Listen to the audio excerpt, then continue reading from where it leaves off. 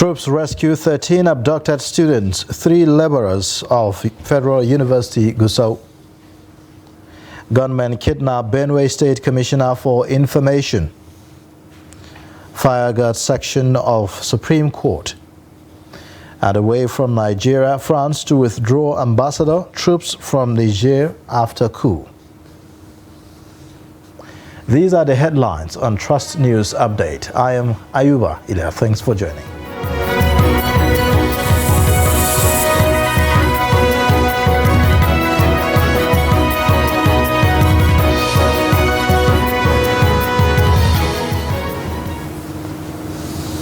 And now the details. 16 abducted persons have regained their freedom from the abductors who abducted them last Friday from the Sabongida community of Bunguru local government area of Zamfara State. The management of the Federal University Gusau confirmed their release via its official X handle, formerly called Twitter. The university said 13 abducted students and 3 laborers regained their freedom. According to them, the rescue was successful with the efforts of the Joint Task Force of Operation Hadarin Daji, troops of both land and air components. It will be recalled that unspecified female students of the Federal University Gusau were abducted in the early hours of Friday in their hostels. In the meantime, the Senate has called for the immediate rescue of abducted female students of the Federal University in Gusau, Zamfara, by yet to be identified bandits. The chairman Senate Committee on the Army, Abdulaziz Yaradua, made the call in a statement in Abuja on Monday. He said rescuing the innocent female students from captivity of the bandits must be the topmost priority of the country now. Yaradua decried that the scourge of banditry and insurgency by criminal elements in the country with attendant abduction of law-abiding citizens was a serious dent on image of the country and collective conscience of Nigerians. He said that the Nigerian Army and other security agencies must be well equipped and positioned to stop the menace already threatening the nation's unity, peace, and progress. Benue State Commissioner for Information, Culture and Tourism, Matthew Abo, has been abducted. Abu was abducted from his residence at his hometown in Zakibiam, community of Ukum local government area of the state on Sunday night. Witnesses said that the commissioner was abducted by gunmen who rode on 4 motorcycles to his house in Zakibiam, a rural town famous for being the largest yam market in the country. It was also gathered that the matter has been reported to the police. However, the chief press secretary to the state governor, Kula Teso, confirmed the incident. Now, Daily Trust reporter in Benue State, Hope Abba, gives us an update on this. Security details have been asked to go after the kidnappers of the commissioner. The governor in his statement made it known to journalists a moment ago. We've not heard much any other thing about that, and he has assured residents of the area to remain calm as the government is doing everything in collaboration with security agencies in the state to ensure the safe release of the commissioner. Well, before now, there has been the operation of a special squad of Operation West Stroke going on in the area, and it has lasted, the operations in that area has lasted for some years now. And in fact, very recently, the soldiers around the vicinities and other security men have been clamping down on most of the suspected criminals in the area. But however, there have been issues of killing still going on in the area simultaneously, especially in Ukum, where there hasn't been relative peace in the area, because almost all the time there are issues of kidnapping, there are issues of assassination, and there have been issues of armed robbery going on in the vicinity. But then the government has assured that they are doing everything within their power to ensure that they rid that area of crime, of any type of crime at all. But this morning, all the governor has said so far is that security are working assiduously to ensure the safe release of the commissioner. But also, as we speak, it is not just the commissioner. The government also just confirmed that an ex-local government chairman was also taken away by the abductors on Saturday night. So, and he assured us, he also assured that both the ex-local government chairman and the commissioner will return safely because they are doing everything to ensure their safe return. Now, earlier today, fire gutted some parts of the chamber of one of the justices of the Supreme Court. The cause of the fire outbreak was yet to be ascertained at the time of filing the report. Operatives of the Federal Fire Service have long put out the fire. None reports that the 3 offices torched include Chamber of Justice Muhammad Saulawa, Director of Press and Information of the Supreme Court of Nigeria, Festus Akande, confirmed the incident.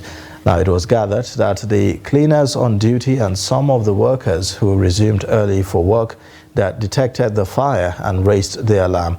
The workers were said to have used the fire extinguishers in the building to combat the fire. 3 offices, including including that of Justice Muhammad Saulawa, were torched by the fire.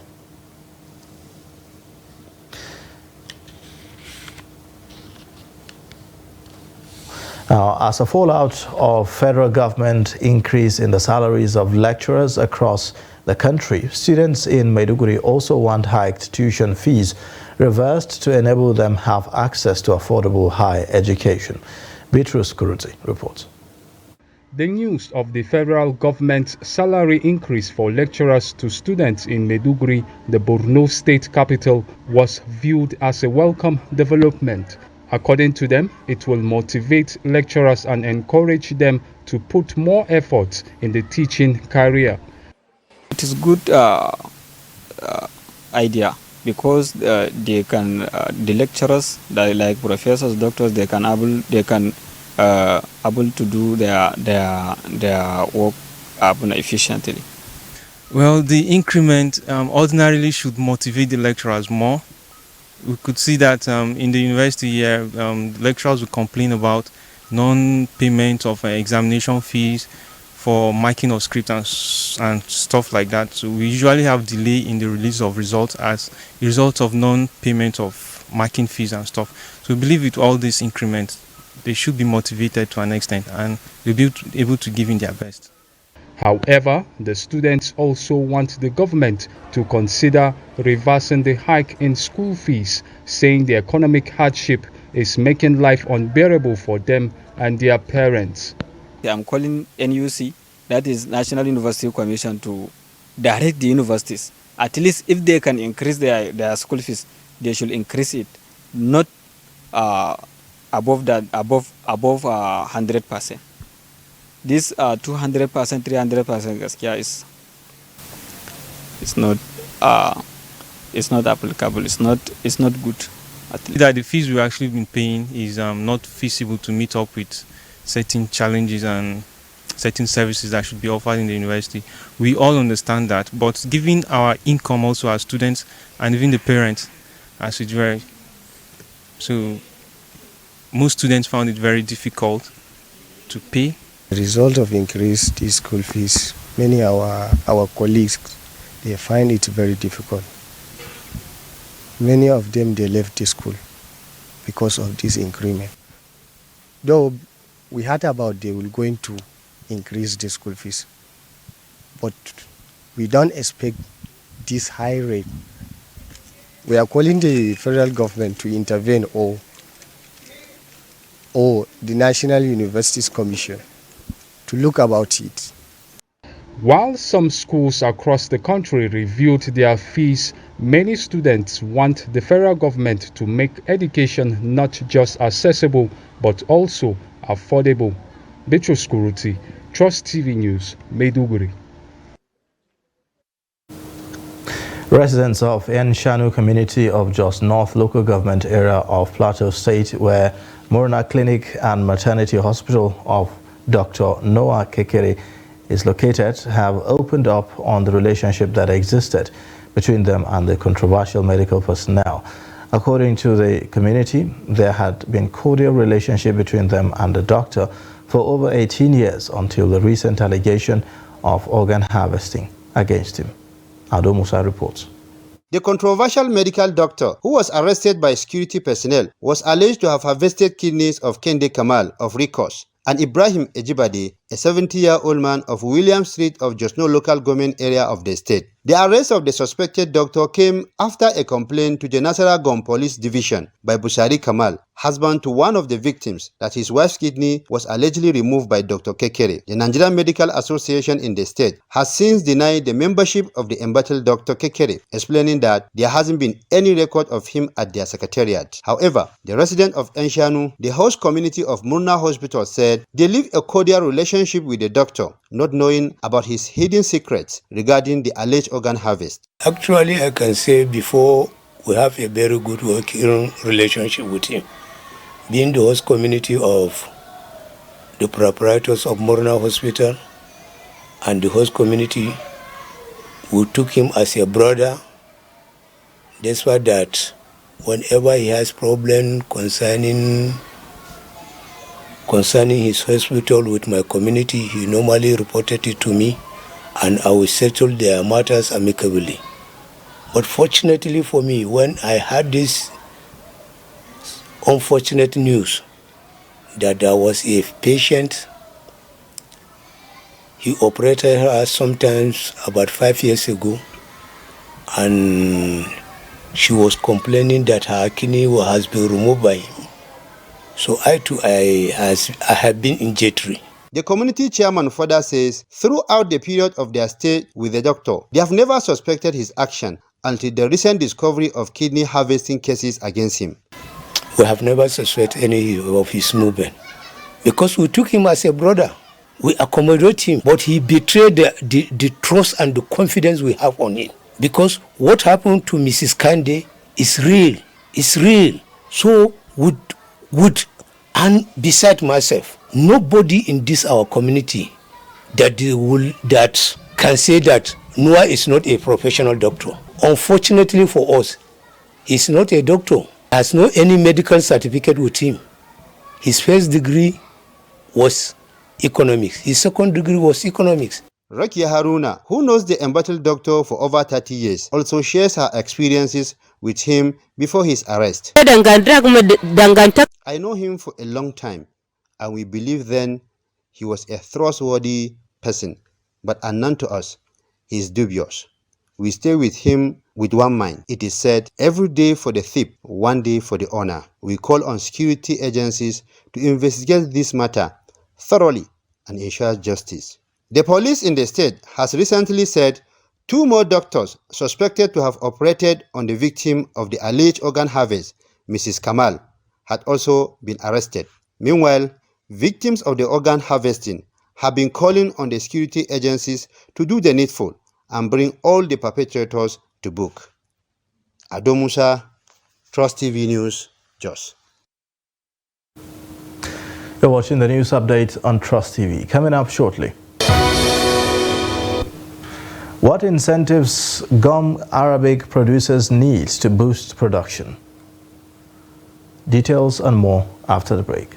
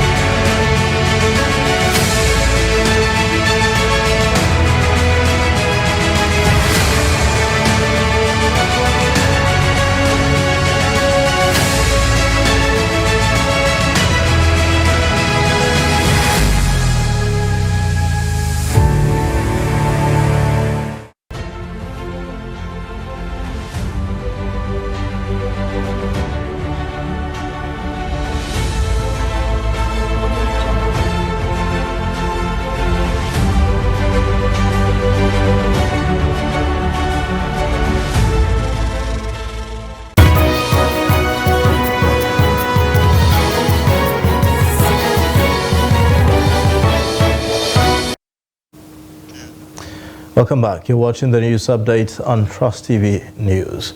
Here's a look at the top stories. Troops rescue 13 abducted students, 3 laborers of Federal University Gusau. Gunmen kidnap Benue State Commissioner for Information. In other news, stakeholders in the agricultural sector in Bauchi State have advocated for the provision of palliative to farmers as a way of achieving food security in the country. The farmers made their advocacy in a statement at the end of an empowerment drive aimed at realizing agri-potentials through the value chain. Adamu Imam reports. While reaffirming their determination to contribute towards realizing Nigeria's drive towards food security, the stakeholders say government needs to encourage farming activities across gender and segments of the society. Participants at the forum speak on inclusive farming, especially in northern Nigeria, a region blessed with arable land for agribusiness. They should not sell it because so many initiatives were done in the past, but the most important, the most annoying thing is that you will give farmers an equipment to use it on his farm to better his life.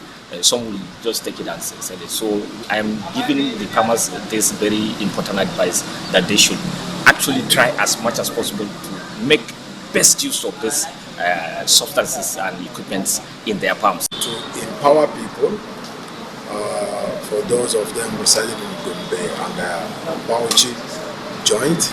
As I speak to you too, it's also happening simultaneously in Adamawa and Borno State as well. We are here to empower farmers in conjunction with the Federal College of Horticulture Gombe, Gombe, to empower farmers and with spraying machines, liquid fertilizers, pesticides, herbicides to ensure bumper harvest, knowing that the government is after food security. Others highlighted the imperatives of agricultural empowerment in the quest to attain food sufficiency. Adami Imam, Trust TV News, Bauchi. Gum Arabic producers in Nigeria say insecurity and low government incentives are some of the challenges undermining production of the commodity despite its contributions to the nation's gross domestic product, GDP. Gum Arabic is produced in commercial quantities in Borno, Yobe, Jigawa, Katsina, Sokoto, Zamfara, and Kebbi State. Abdullahi Amadi tells us how insecurity affects gum Arabic production and plantation of acacia tree, which produces the export commodity. The report. Boko Haram in the northeast and banditry in the northwest regions have significantly dwarfed the volume of gum Arabic production in Nigeria. So unfortunately for us, there was this emergence of Boko Haram. So with the emergence of Boko Haram, the prime area of gum Arabic producers had to lie fallow. So we had to lose virtually almost 3/4 of our membership and the production range and so on and so forth. And with the emergence of banditry, everything was compounded again. This is one out of hundreds of acacia tree farms, which is over 3,000 hectares at Mani local government area of Katsina State. Here, gum Arabic is being harvested all year round, a produce that is rapidly sought after at the international market. Economically, is the only valuable economic tree we have in the far north, in the Sahel area. The only economic commodity which we can take to international market is purely gum Arabic, other than probably groundnut and cotton. The only other thing is gum Arabic. Despite the economic importance and the impact on the value chain, plantation of acacia tree as well as gum Arabic production, its producers say, has been neglected by successive governments. They are, however, hopeful that the trend will change for the better. As market price is concerned, it's one of the commodities which enjoys the most stable market pricing for the last 10-20 years. Because as far as I can remember, within the last 10 years, there was no time this commodity came below $5 per kilogram or $5,000 per ton. Agricultural experts say if governments of the gum Arabic producing states will pay attention to the sector, issues of unemployment and low revenue generation will be reduced to the barest minimum. Abdullahi Ismayamadi, Trust Television News, Katsina. Some residents in Yola, the Adamawa state capital, have raised concerns on the whereabouts of the remaining 7 out of the 10 luxurious buses bought by the state government to cushion the effects of fuel subsidy removal on the citizens. The concern is coming days, less than a week, after 3 out of the 7 buses started operating in the city of Yola. Salis Lawan reports. On board one of the luxurious buses from Jimeta Modern Market to Yola Town and moving about to Sangere Futi, I interacted with some of the passengers who expressed worry over the sudden disappearance of the palliative buses. I'm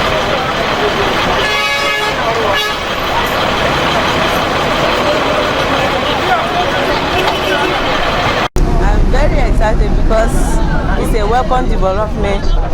I'm going to spend like 400 naira to go there, but now I'm paying 100 naira. It's a welcome development. Really thank God for the development. Seriously, it's very nice because we're the student of university, so we that are coming from Yola to university, so before now we are paying about 1,200 naira every day just to go to the school, but now coming this car, so now we are paying just 400 naira. We want to say thank you to the governor of Adamawa State, Alhaji Umaru Fintiri. We want to say a very big thank you to him for providing this public transport. He has eased movement in Adamawa. Most times we do struggle with keke, we struggle with bike people, but now as it is now, it's just we move at our own convenience and the transport is very comfortable and is very cheap. They complained that the luxurious buses are usually seen operating from Jimeta Modern Market, moving about to Sangere Futi, Sangere Konanwaya, FCE to Yola Town, but they no more inside in recent times. Yola, Yola, Yola, Yola, Yola. Others complained over the slow pace of movement by the vehicles, which they say spent 30 to 40 minutes before they arrived at the terminals. Aside from the delay of the buses, as hinted by some passengers, one major issue is the safety and security of the commuters. People should not have fear or concern that there are people that are standing and perhaps they might think that those that are standing are those that that the vehicle or the bus is overloaded. No, there is a provision for standing passengers. That is 52 passengers standing in the bus. The maximum capacity for the bus is 110. I waited. I said I'm not going to enter KK. I must experience the goodness of the car. So I have to wait. I waited over 30 minutes. So I was discussing with my friends that my friend was asking me where am I going to. I told him I'm going to Yola. He asked me, look at KK, I should enter. I said no, I want to enter that filtry car so that I will enjoy it, to know how the car is good. Just 100 naira, and it's very affordable compared to when these buses are not available. You know, from here to that, the place we are going will cost about 200 or 250. People are using it, and I think it will boost economic activities. It will help students, you know, in their day-to-day movement. Despite the challenge, operation of the luxurious buses, economic experts say, help in easing the hardship residents face in transporting themselves to desired destinations across the state due to high-cost transportation. Salis Lawan, Trust TV News, Yola. And away from Nigeria, President Emmanuel Macron on Sunday announced that France will withdraw its ambassador from Niger following the French military contingent, followed by the French military contingent in the coming months, a move welcomed by Nigeria's military leaders as a step towards sovereignty. Macron's announcement comes 2 months after a coup in the West African country that ousted the pro-Paris president. Macron added that military cooperation was over and French troops will withdraw in the months and weeks to come, with a full pullout by the end of the year. Niger's military rulers responded swiftly in a statement read out on national television. Earlier Sunday, the Agency for the Safety of Air Navigation in Africa and Madagascar said on its website that military rulers had banned French aircraft from flying over the country's airspace. It was not clear if this will affect the ambassador being flown out. In Sunday's interview, Macron reaffirmed France's position that Bazoum was being held hostage and remained the sole legitimate authority in the country. And in sports news, Anambra's female team on Sunday started their campaign in the volleyball event of the ongoing National Youth Games in Asaba with a 2-1 win over their Kano State counterparts. The Anambra girls secured the hard-fought victory in the game played at the Ogwashi Uku Township Stadium on day 1 of the competition. They are, however, expected to have a busy day on Monday when they face Lagos and Delta in their second and third matches respectively at the competition. Victory in these games will earn the Anambra side a spot in the semi-finals of the competition. Speaking later, Ndudi Ijoma, coach of the Anambra team, described the match against Kano State as keenly contested. Ijoma said that the victory was a good one and a morale booster. And that wraps up the news update at this hour. You can watch more via all our social media platforms and also on our social media platforms. I am Ayuba Ila. Thanks for watching. Bye for now.